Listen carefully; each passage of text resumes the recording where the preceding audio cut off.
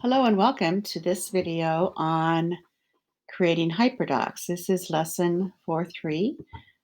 For those of you that are brand new to HyperDocs, I would encourage you to read through, explore the different things on this page, this lesson page, before jumping in and starting to create one.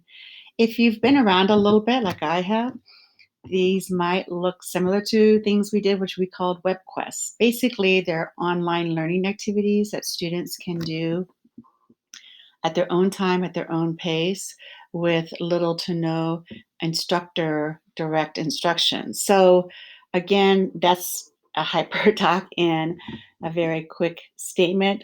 Please take a little bit more time if you're new to this to learn more about HyperDocs. Here's a site in which you can search different HyperDocs. There's different programs you can use to make HyperDocs. Now, remember, we're in a Google Docs class, so our HyperDocs have to be done in Google Docs. A lot of people like using slides. Nothing wrong with it. It's just not this applying to this class. There are 3 templates that I want you to pick one of these 3 to use for your project. So for those of you brand new, try the Explore, Explain, Apply. The first one, it only has 3 sections. That will give you the ability to spend more time on the content and not have to apply quite as many different activities. The second and third one, this one it's a little bit more involved lesson plan. And if you're not directly working with students, but you're maybe working with adults, you might want to look at the workshop model in which you could provide professional development for teachers in the same kind of a format, which they're doing it on their own, at their own time, at their own pace. All right. So read through. I'm not going to read this information to you, but I do want to point out I don't expect yours to be perfect. I want you to get in there and do your best. There are whole PDE classes on HyperDocs, so what I want is just so you to have an understanding of what they are, because I think they're really powerful. Every lesson would not be a HyperDoc. You might have a couple over the year, 2 or 3. It just depends on how excited you get about them. All right, I have some to show you. So let's start with, I had an elementary teacher do a HyperDoc. So a lot of you, this is a pre-K math lesson. So I have a lot of people that are elementary and they're kind of like, how can I use this with my younger students? I thought she did a great job with this. So she's indicated the standard. You can include that or not. If I was actually using this, I would definitely do that step. First of all, she wants them to explore counting, so that she found a YouTube video that they can explore. And then they're going to show mom, father, friend how you can count, how they can count. And you could ask, them to, put a little note here what they did if you wanted to. But again, let's go on. Explaining as a group. So she is as a group, but alternative activity is parents, as you go on outings with your child, have them practicing. So I really like how she has set this up to be done either in class or at home with their parents. Okay. And so here's their task after they've discussed it, then they're going to be able to bring in some activities or create activities at their own home. Application, she found a site that has a little activity where they can practice their counting, and then they're going to just tell your mom their best score. They could actually write in their best score if they wanted. So they could, depending on the rights she gives on this document, they could actually type their information in here, or as she has them, they're just sharing it verbally. Okay, excellent. Here's another one, more of a middle high school. It's about energy. So this is a science one. So here is a link to see something cool.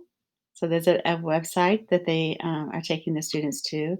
And then there's a question that they are going to write right in the space below, right on this document. So each student would have their own copy of this document. If you wanted to, you could also have them create their own document to record their answers and then just turn in that document. So it depends on how you want to set this up. Lots of options. So she has an explore activity. They're going to go to a website and talk about different forms of energy. And she's included an infographic, and she wants them to take notes on Padlet. So instead of taking notes on a Google Doc, she wants it to do it in Padlet. And again, this is probably something they've been using in class, so they're familiar with it and how to use it. Explain, again, a video, and then she's given instructions on what she wants them to do. Here's an idea too. She's got a Google form, which they can do a quick quiz over energy. What have they learned? What are their misconceptions? And she can evaluate that quiz to kind of see if she needs to do some reteaching. All right, and then here's the elaborate. So here's some things. Create a video of their own, have an energy conversation in a Google Hangout, and create. So there's several different ways that they can create. Before they were taking notes, we're used to asking students to take notes, but I really like how this teacher has given those students that aren't great note takers another way to share their knowledge. So again, I really liked what she did there. Okay, and the third one is actually from a band teacher.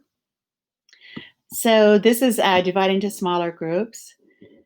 Find your group and decide. Now, if this is going to be done online, you might have to have identified their groups for them ahead of time or assign the groups within there. So this looks like it's targeted to the classroom, but I think it could easily be adapted to be done online if you've given them that proper instruction on how to do group work on Google Docs. Okay, so follow this link, create your own ThinkLink account. So he wants them to do some things like that. There's a tutorial for them to learn how to use it. Okay, and you have to know your students to see, what kind of users they are and learners they are. He's having them import an image into ThinkLink and begin tagging and identifying different parts of an instrument. Okay. And then, yes, I'm using Ed Creation. So this activity, there's a lot of technology here. So, which I love. Again, it's knowing your audience and knowing what they can and cannot do. So you might have some different options here. If you know that some students won't be able to use Ed Creations, maybe they could do the traditional poster or something else, okay? Record your voice, draw and add pictures. I love it. And then they're going to be submitting it through a Google form, or you could use your Google Classroom. Okay, so three different subject areas, three almost grade levels. This one could be secondary, high school, middle school. I think the energy one could also be tailored to middle or high. And then again, a pre-K. So I hope these examples are helpful. I'm going to link them in the actual class so that you can review them again. Again, don't forget, you are to use one of these templates. So you just click on it. It requires you to make a copy, so then it's your own document, and then you can get started with creating your own and adding your own content to the template that you've selected. Take care. Again, I'm not looking for perfection, so don't stress over it. Just do your best job. Even if you ask them to use a technology that you're not positive will be the best tool, put it in there, because you can always change it out later if you choose to use this once you've had a little bit more time to explore the different tools that are available.